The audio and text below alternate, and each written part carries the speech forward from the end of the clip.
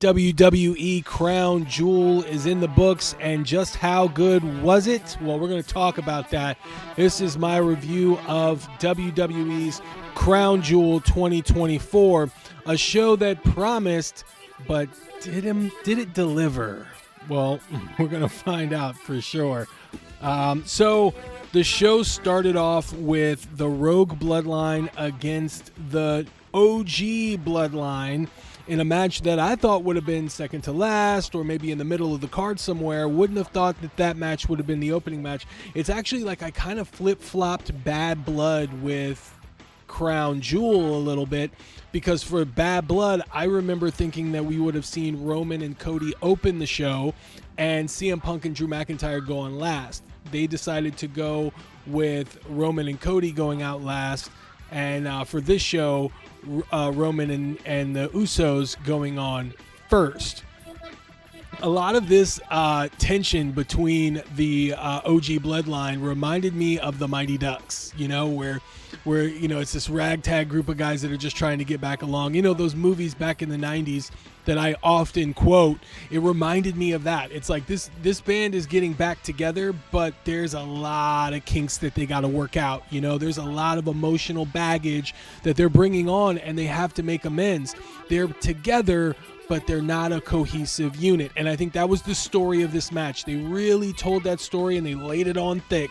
Roman and Jay and Jimmy, Jay and Jimmy, they kind of got back into the mix, and they were really good tag. But when it came for Jey Uso to tag into Roman, that's the thing. It was a lot of tension there. Speaking of the tension, Solo Sikoa gets the clean win over Roman Reigns. Talk about bragging rights. That was the win that Solo has been waiting for this entire run with the Rogue Bloodline. And I know people have been clamoring for it. Let him get the win. Let him build it up. La, la, la. This is not his character. This character we are watching grow before your very eyes. He's getting the confidence. He's finding out how to become a top guy. It didn't happen overnight. They didn't want to make it easy for him. You see, the way that the WWE positions their main eventers, you've got to work really, really, really hard and prove yourself to get over the hill, to get over the mountaintop. Look at Cody Rhodes when he had his chance to finish the story at 39, and it took him until WrestleMania 40 and a whole lot of bells and whistles to get through it, and he's still fighting hard to get that adulation, to get that respect in the WWE locker room. And that is what the message that they're getting across is, in my eyes, with Solo Sikoa, is that Solo saw the open seat for the head of the table. He sat in it, but he wasn't quite ready. Is he ready now? I don't know. That's the whole point. But he did get a clean win over Roman Reigns. A Roman Reigns who was preoccupied with the situation with the Usos. And then it was even more apparent that his team of guys that were originally together at one point need a whole lot of therapy in order to go through this Rogue Bloodline, because Sami Zayn showed up after the match when there was a 4-on-3 attack from the Rogue Bloodline to the OG Bloodline. Sammy teased that he was going to give Solo the hug. Solo was mouthing the words, "My dogs, my dogs." And then Sammy goes in for the hug, ends up hitting the exploder suplex. Then there's a 4-on-4 melee in the ring. And in the crowded nature of the brawl, Sammy goes for one of his kicks, misses Solo Sikoa, and hits Roman Reigns. So that causes even more tension between the OG Bloodline. Just who is going to be the glue that binds this team back together? The wise man, Paul Heyman, in a role that he was meant to play. Not as an advocate, not as a wise man, but as someone that's there to show them why they belong together and why they can be this unstoppable force. He's going to coach them like no coach has ever coached before. That's going to be an awesome role for Paul Heyman to play. He's not going to come in. I don't believe his role here is to come back all high and mighty and like, ladies and gentlemen. I believe his role is to come in and say, Roman can't do it without you, and you guys can't do it without Roman. and you guys need to be together and get serious with it. And I think that's going to play out well. Hopefully that's what they go for, because it's going to play out well. All roads are going to lead to War Games. And we're going to get into who might potentially be involved in War Games aside from the 4-on-4. It might be 5-on-5, but we're going to talk about that later. Let's get into the other match. Jade Cargill and Bianca Belair retained the Women's Tag Team Championships by defeating Jakar Jackson, Lash Legend, Io Sky, Kairi Sane, Chelsea Green, and Piper Niven. It was a fun match. It was a kind of like a, catch your breath, recalibrate for the crowd, but the crowd showed a lot of love. They were really into Chelsea Green.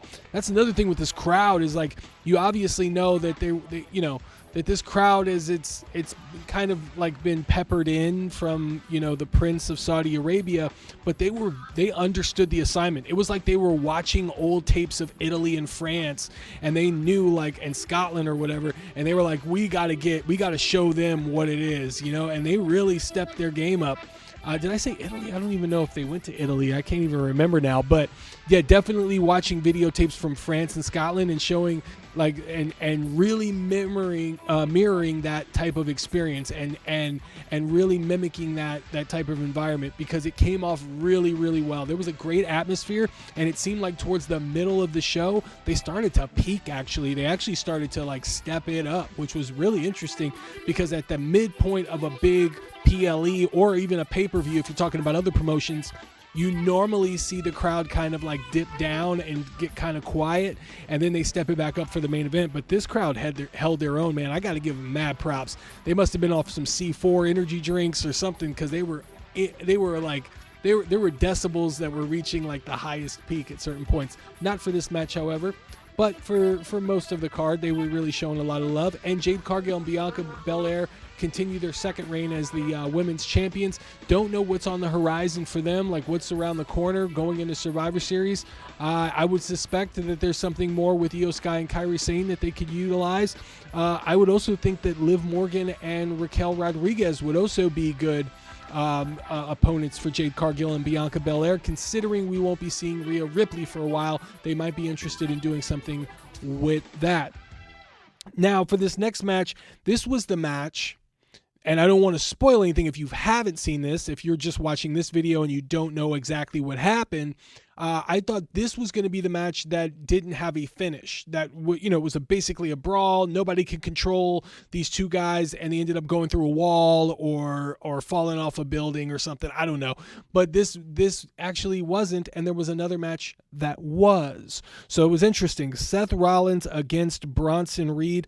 Bronson Reed showed up paying homage to MF Doom, and he had this demeanor on his face. It was written all over his face that he basically walked out like the sense of the trickle of lingering hate, but refused to get tickled by the fickle finger of fate. Kids with your loud music and your Dan Fogelberg, your Zima, hula hoops, and Pac-Man video game. Yeah, that's a little MF Doom for you, and he was and Seth Rollins came out with ooh, my aching hands from raking in grands and breaking in mic stands. Yeah, you know what I'm saying? Stepping my game up. That's for the MF Doom fans out there. If you know, you know. This was a good match. This was a showcase for Bronson Reed here. I don't know if they ever thought he was going to be the top guy in the WWE, but he is definitely getting over, and he is definitely a good opponent to really push a main event guy to the limit. That main event guy in this scenario was Seth Rollins. Seth Rollins coming back after an injury. He did need his revenge. I did not think they were going to do this soon with a clean win, but it took a whole lot of curb stomps for Seth Rollins to pull away a victory here. And even then, with blood trickling down from his face, Bronson Reed still stood strong in the ring, showing his resilience, which means either we're going to get another match at Survivor Series, which was something that I was hoping that we would see in the form of an ambulance match or a last man standing match or something of that regard, or they're going to move Seth Rollins on, and Bronson Reed and Braun Strowman can continue their battle of the big men. Regardless, Seth Rollins winning did not hurt Bronson Reed in the slightest. In fact, it only furthered that he is a man to be reckoned with, and he actually had Seth shook towards the end of that when Seth was walking up the ramp. For the Crown Jewel Women's Championship that was at stake, Women's World Champion against WWE Women's Champion. It was Nia Jax against Liv Morgan. This match was okay. I wasn't really buying the whole cash in, to be honest with you, with Tiffany coming out. I thought Tiff was being booked stronger at one point. Now it seems like she's kind of like almost like Alicia Silverstone in Clueless type of a character. She's definitely trying to play both sides, it seems like, with the Liv Morgan and Nia Jax situation. And I'd be curious to see where they go with this. I just think the execution for this scenario wasn't the best, because I never for 1 second thought that she was actually going to cash it in. And I know that they were trying to get us to believe that. I just I wasn't feeling that was going to be the case. I did feel like Liv Morgan was going to win because, like I said, they did the Queen and King of the Ring already, and I wasn't sure that they would have done back-to-back Nia Jax Gunther winning. So Liv Morgan winning is interesting. It propels her higher up the card. She needs a top opponent for her on Raw now that Rhea's gone. Rhea was the only challenger within miles that you could buy as a threat to Liv Morgan's championship. Aside from Becky Lynch, who we haven't seen and we don't know if she's ever coming back. And as last I checked, Charlotte Flair was a part of the SmackDown brand. If she decides to come back, it would be nice for her to be in a program with Liv Morgan. I can see that being pretty good until Rhea comes back, because then when Rhea comes back, she's got to deal with Liv Morgan and old friend Charlotte. I mean, it's right there. So I would like to see Charlotte Flair return. I think that her being built up to become a challenger for Liv Morgan makes more sense. Liv Morgan on Raw, she just doesn't have a whole lot of challengers that seem to be ready for that spot, in my opinion. Kevin Owens and Randy Orton is up next. Kevin Owens coming out in a Cowboy Bob Orton shirt. Needed more cowbell, but it was great. Kevin Owens is great. And I loved that little homage there. I think it was Bob Orton Jr. that was in the first ever Starrcade, which is a Dusty Rhodes creation. So there's a whole lot of tie-ins there. And I just like the way that he came out with that shirt as kind of like a spit in the face. But it was nice detail there with Randy Orton. I wasn't sure how they were going to utilize this match, with Triple H kind of foreshadowing that something was going to happen to Randy Orton. I believe something did happen to Randy Orton, but I didn't think it was going to be that. Elbow drop off the crowd, from the top of the crowd, and through the table on Randy Orton.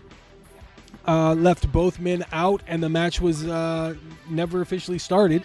So it was madness. I believe one referee got the stunner, and Adam Pearce ended up catching the RKO. Anybody could get it, and Adam Pearce was the one that got it. It was cool. I'm not really a fan of not delivering on an official match when one is advertised, but the WWE doesn't do it really that often. And if they were going to do it, it would have been this match or the Bronson Reed-Seth Rollins match. And so I was okay with the fact that they didn't have a conclusive winner for this match. However, it tells me that they're going to do something at Survivor Series now between these two guys. Where does that leave Cody Rhodes? So we're going to get to that later on, but let's keep it moving here. And for the U.S. Championship, LA Knight took on Carmelo Hayes and Andrade. This seemed like it was LA Knight calling the shots in the ring, which it was a nice touch. You can see that he was kind of like he was kind of working the match. He was calling the match, and it was fast-paced. It was really well done for what it was. LA Knight showing that he could still hang with the younger guys, which was really cool. I mean, he was lock in step with all these guys. Melo is super fast in the ring. Andrade is super fast in the ring, and he was hanging. LA Knight's still over. I don't know where they're going to go with this character. Like I had said in previous videos, that I'm a stickler for guys going heel, apparently. I really do. I have a video that I just put out where I was again talking about Cody Rhodes turning heel and how it's already begun. But obviously it's not going to happen anytime soon with the reaction that he got, but we'll talk about that later.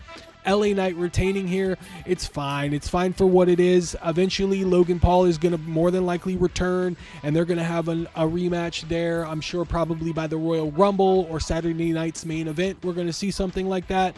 I thought Carmelo should have won. In my opinion, Carmelo is one of the guys that could benefit off of that, and then have the program with LA Knight where he gets a rematch, but also continue his program with Andrade, which seems like it could be a forever feud at this point between those two guys. But it was nice to see Knight win the match. It was good. It was fast paced, and it was brisk. It was cool. It's cool for what it was. They announced the number one contenders match for Gunther's championship on Raw between Seth Rollins, Damian Priest, Dominic Mysterio, and Sheamus.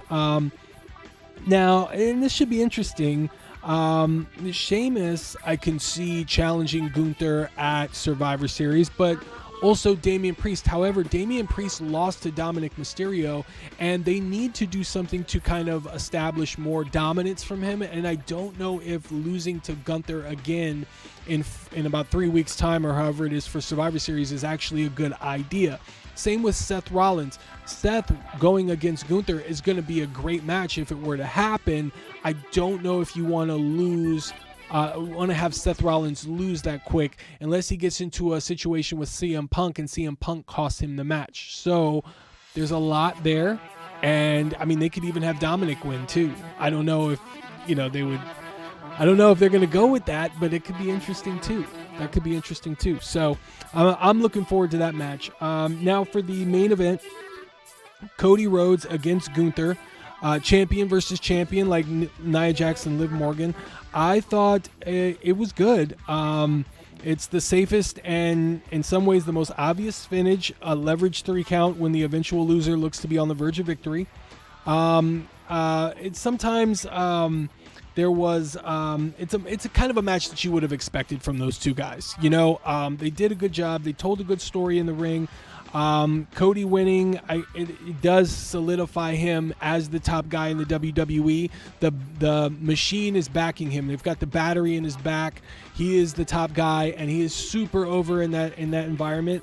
So it is nice to end the show on a high note and send the fans home happy. I'm not disappointed in that. However, I am left puzzled.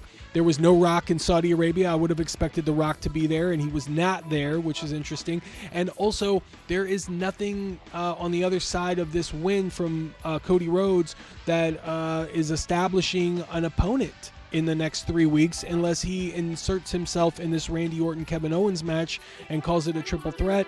Or, because Randy Orton has been looking at Cody Rhodes' championship since before Money in the Bank, I believe. So there is something definitely brewing between Randy Orton and Cody Rhodes. How they get there is going to be interesting. I believe the guy that can get in the head of Randy Orton would be like someone like a Kevin Owens. And I've said many times in that video, where in multiple videos I've done, where I feel that Randy Orton can be turned back into the Viper by being coached by Kevin Owens, who gets in his head and tries to convince him that it's Cody that's the one that has been turning his back on all his friends. Could be an interesting story. I don't know if they're going to try and execute that right away and going into Survivor Series, or maybe Cody Rhodes is the 5th man in the War Games match and The Rock is the 5th man in the Rogue Bloodline side, and they go Rock and Rogue Bloodline against Cody and OG Bloodline. I've said that in a couple of videos where I think that would be a fascinating story, and I understand the argument that is out there that says that Cody Rhodes does not need to be in this story, but because of the history that he has with the Rogue Bloodline and The Rock, it is not something that's like out of nowhere that wouldn't tell an effective story. And Cody being the glue as well by bridging Sammy and Jay with Jimmy and Roman along with Paul Heyman is an interesting way of doing it as well. And The Rock being in War Games and the history with Dusty Rhodes being the creator of War Games and this whole scenario, there's so much detail there. There's so much history to like soak in that I wouldn't see why they wouldn't at least have thought about doing something like that. If it happens, it'll be amazing. If not, I can still see them going 4-on-4. They got to do something with Cody. A lot of stuff on the internet I've read says that he might not even be a part of Survivor Series, and that's just something I cannot see unless they go with an injury angle. So we'll see what happens. Overall, something that I would echo from Marcus D'Angelo, who came on the Rumor and Innuendo podcast on Friday with Dominic D'Angelo, his brother. He said that basically Crown Jewel is like a house show that we can see, that's broadcast, right?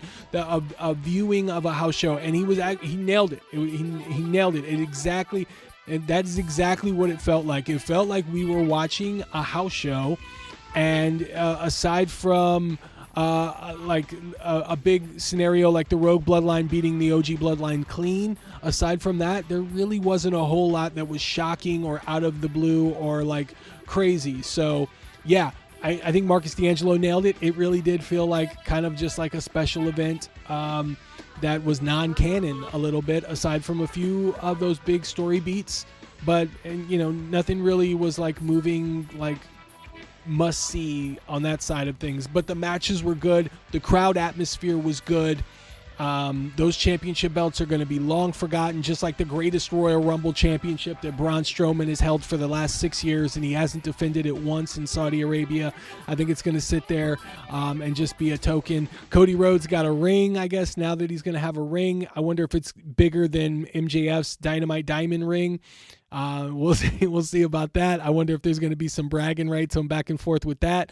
Like, I'm sure MJF should mention something like that because it's right there. It's low-hanging fruit. It's right there for him to talk about. Nobody has a bigger ring than I do, or whatever, or I was the first to hold the ring. Anyways, yeah, it was a good event for what it was. The crowd was into it, and that really helps take in the atmosphere and the intensity in the ring. It was good for what it was. Now we go into the build up for Survivor Series, and I'd like to see what happens there. You guys let me know what you think is going to happen at Survivor Series. 4-on-4, 5-on-5 war games. Are they going to go all women's war games? You guys let me know in the comments. Thumbs up on the way out just to keep the algorithm going, you guys. Thanks for watching, and as always, stay tuned for more.